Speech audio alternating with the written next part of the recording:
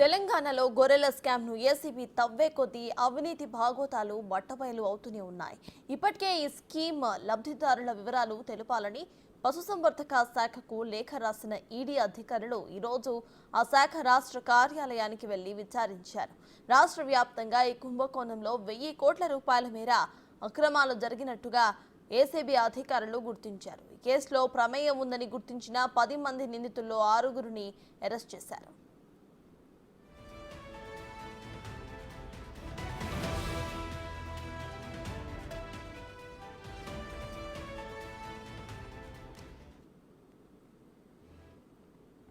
గొర్రెల స్కామ్ కేసులో ACB ED అధికారులు దూకుడు పెంచగా మరోవైపు సంగారెడ్డి జిల్లాలో గొర్రెల పంపిణీకి సంబంధించిన డేటా గల్లంతైనట్టు అధికారులు గుర్తించారు. కార్యాలయంలో కంప్యూటర్ డేటా బ్లాక్ కావటం, హార్డ్ డిస్క్ స్ట్రక్ అవటం ఈ విషయం అందరు వెలుగులోకి రావచ్చింది. అయితే ఈ కార్యాలయంలో గత 10 రోజులుగా పశుసంవర్ధక శాఖ అధికారి వసంతకుమారి సెలవులో ఉండటం గమనార్హం. 2.5 ఏళ్ల క్రితం కరోనాతో ఉద్యోగి ఒకరు చనిపోయినప్పటి నుంచి డేటా మొత్తం కూడా స్ట్రక్ అయిందని సిబ్బంది చెప్పడంతో అధికారులు విస్తుపోయారు. 2.5 ఏళ్లుగా ఆ డేటాను రికవరీ చేయకుండా వదిలేయడంపై ఈడీ అధికారులు సీరియస్ అయ్యారు. మాన్యువల్ గా డేటా సేకరించి నెలాఖరులోగా విజిలెన్స్ అధికారులకు పూర్తి సమాచారం ఇస్తామని సిబ్బంది పేర్కొనడం కోసమెరుపు.